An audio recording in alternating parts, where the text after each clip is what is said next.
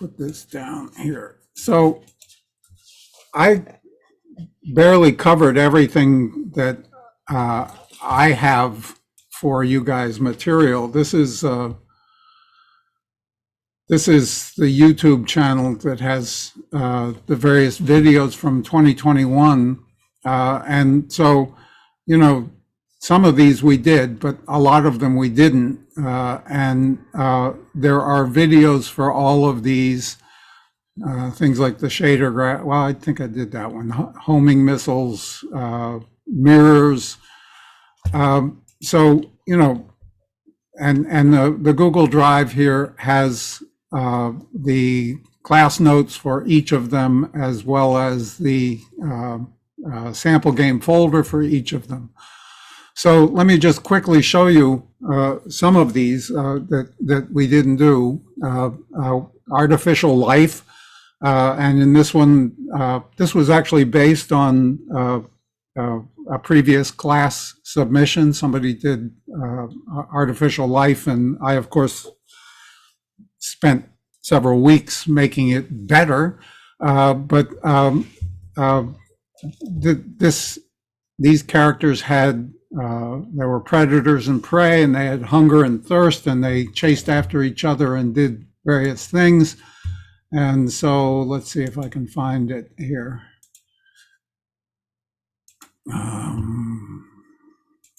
Where am I looking? I'm looking under a life video. I think it's in this one. So just I'm not going anywhere with these except to kind of show you some sample play. These are the A-Lifes all charging around. They're drinking from the blue things and eating from the green things, and the little red ones are predators who are chasing the prey. So, you know, lots of different stuff going on here. They've got nests that they come back to and breed in, and other kinds of stuff. The procedural terrain I didn't bother to do because everybody was doing it, but you know, if you want my walkthrough of Sebastian's lessons, that's there. I didn't do Pro Builder because, but Pro Builder is my Blender-like tool that lets you make different things.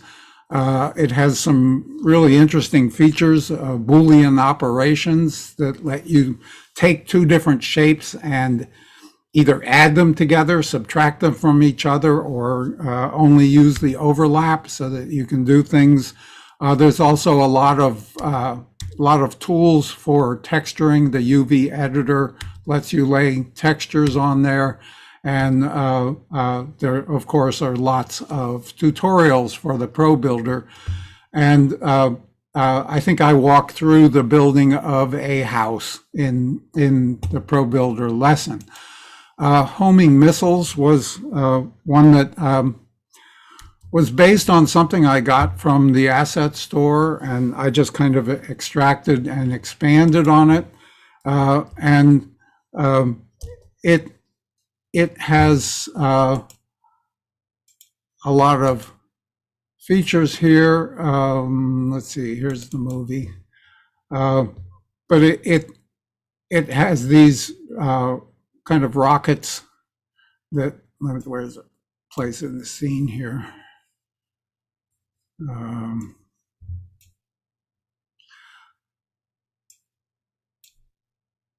It's all going through the physics of it. Sorry. Oh, here we go. So, oops, it's this play button. So these rockets all kind of have targets, and when I ultimately click on one of these things at some point, well, yeah, here's the two airplanes fighting with each other using these homing rockets. One is a waypoint airplane that's following a track, and the other is a one that is targeting the other plane as its target, and they're of course shooting each other with these homing missiles, and ultimately they fall out of the sky and do things. So mirrors, the they're actually, I think in 2021, there now is a mirror object that probably does most of this for you. But back in the old day, I had to make my own. And this was done by recognizing the geometry of a mirror, is that what you see in the mirror is what a camera at this particular position behind the mirror plane would see if it were looking out through it. So I made a camera that does a render texture that captures the cube map that it would see from that position, and it's mapped onto the mirror so that you can make mirrors that do stuff. And I had originally wanted to make a mirror room, but it turned out to be way too laggy. Another little trick was rear view mirrors, like with these airplanes that are flying around. You wanted a camera out the back so you could see the guy who was chasing you, or in the racing cars, you've got a mirror camera out the back that you want to be able to see the cars that are gaining on you.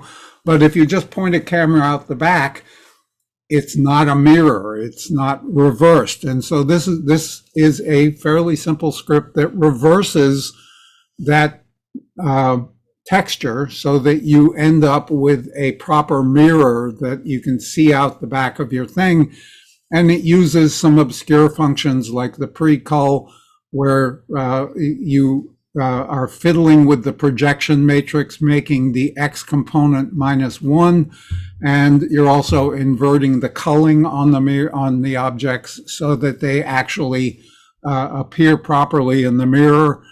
And so you can get this rear view mirror. Another one is Bolt, which is a tool from the asset store that Unity bought from Lucid. And it's a scripting language that has these modules that you can put together. It has familiar things like the update function and the get position and get variable and navmesh agent set destination. These are all pre-built modules that kind of correspond to the function calls in the API.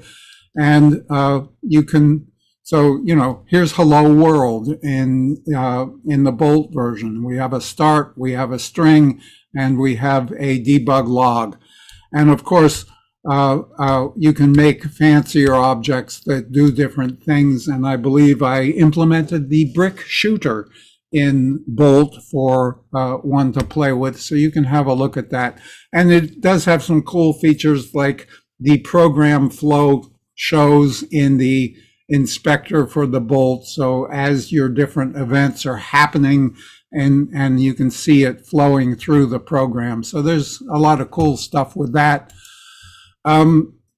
Stars is a database of over 100,000 stars that I found somewhere on the web, and I went through the database comes with what kind of stars they are, and based on that you can get the size of the stars. And I had to convert the database from the format that came with from the star database into one that I could read with the stream reader. I did this with Fortran, basically reading it all in and writing it out in a form that I could recognize. I made colors for the different stars, and ultimately, where are we here? Stars, where's stars? The database here for stars from the recording. I think towards the end of this,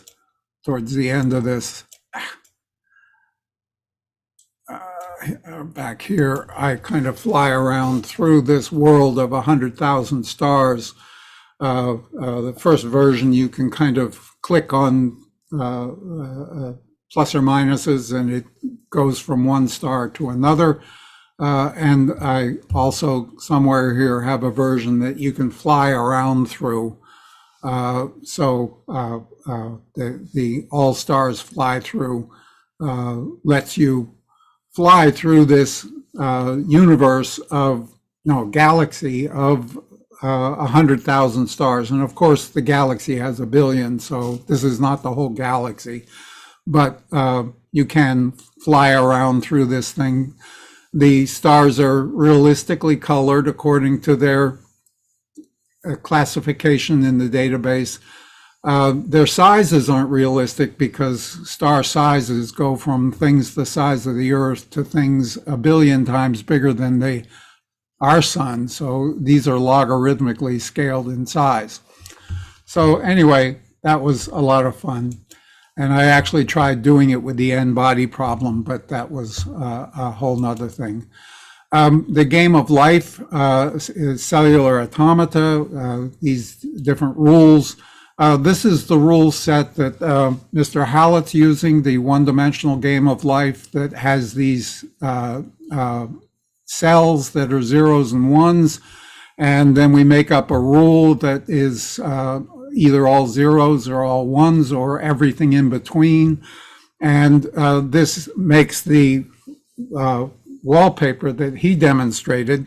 The game of life is a bit more complicated with a larger neighborhood. So now instead of 256 different patterns, we have 512 possible patterns, which means we have 2 to the 512 possible rules. Mr. Hallett only had 256 possible rules. And so this makes the game of life, which you can play it. I had thought that it might be something that would make a procedural world. I never could figure out anything that would be useful within it. Then taking the same mechanics and applying it to forest fires. With forest fires, you have various rules for whether a fire starts, whether the fire spreads, and so forth. And so in Unity, I've got this world here with forest fires. I, of course, used some of the particle effects to make an extinguisher so that I could put out fires, and the trees grow procedurally in the spots where they're trees, and the fires have flames where the trees are on fire. And of course, it drops little coins here for me to collect. And if I put the fires out, I get bigger coins. Whereas if I don't put the fire out, I get lesser value coins. And you can see the picture down in the lower left, what's going on here. So that's Cellular Automata applied to forest fires. There's also a galaxy simulator. In the game of life, it was a checkerboard. But with the galaxy, it's this spherical grid or this circular grid of cells, and each of the cells has 6 neighbors. And in the galaxy, these different rings rotate at different speeds. So the neighborhoods are always changing. And this produces things that look like galaxies. The crane was an example that I built here to make kind of a procedural, let's see, I think I want to be in number 3 here. These are the videos that are all on the YouTube, and I think here at the end, I have my little crane with an inverse kinetic, one of the fast IKs that we did that lets us control the arm of my crane. It's got that procedurally generated chain that you can actually change the length of. I don't think I do in this particular demo. I just kind of swing things around here, swing things around and get the ball whipping. And ultimately, I'm going to knock down this tower and score points. There are points in how much of this you knock down. So a quick little game with a crane. Underwater, a lot of you have used the water that has various properties, reflective, refractive, and so forth. But one of the issues is that you can only see the water from one side. And I thought originally that I could just put another water layer underneath it, upside down, but that didn't work. The two cameras, the virtual cameras that water used, got confused. So I made a script that kept track of the camera's point of view and switched between different things. And I also put a little ripple effect so that when you're underwater, things are all ripply and wavy. The Smithsonian, this is a really worthwhile collection to look at that has digitized versions of all kinds of different things like the Bell X1, the Apollo, the Wright Flyer, various different sculptures and different things, all of them digitized and easily imported into Unity. I also did a little lecture on fog. There's kind of the basic fog. There's the high def version of fog with a post-processing volume. And I think that's all that I have to show you, but these are all out there and I encourage you to have a look at them if you haven't already. These are the advanced topics that I never got to. I only got to about half of the 30 or so that I have, but that's the way things go. So have a look at them, and download the stuff is all there on the Google Drive, and it's all there on Kaltura and YouTube for you to look at. And I'll stop sharing and entertain any questions. And this is the end of this class for now.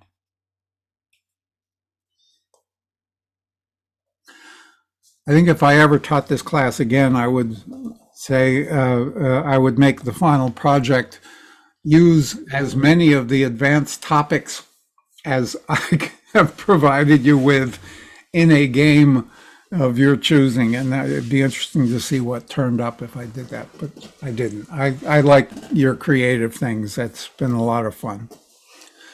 Any comments, questions, suggestions? I encourage you to do the faculty evaluation of this class, even though this is the last time I'm ever going to teach this. I'm retiring this semester, so this is it. I have one more class and then I'm done. But it's been fun. You guys have been a really good class and I had a lot of time. There's a lot of 312 students that are really sad to see you go. Yeah, I know. I gave them access to all the 412 material so that they can do 412 on their own and have just as much fun.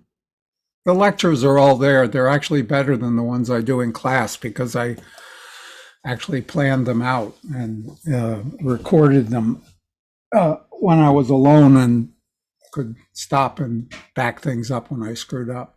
So. Thank you, Professor, and congratulations on retirement. Yeah, well, we'll see how that goes. I don't know what they're going to do with the game sequence. You know, they don't have anybody to replace me right now. And I think Mike Scott, who's the other person who knows Unity, I think he's retiring too. So I don't know what's going to happen with the game classes. I think you might be the last gamers to come through. We'll see what happens. I'm going to stop recording at this point so that we're off the record. Where's the Where is the Zoom thing? Stop recording.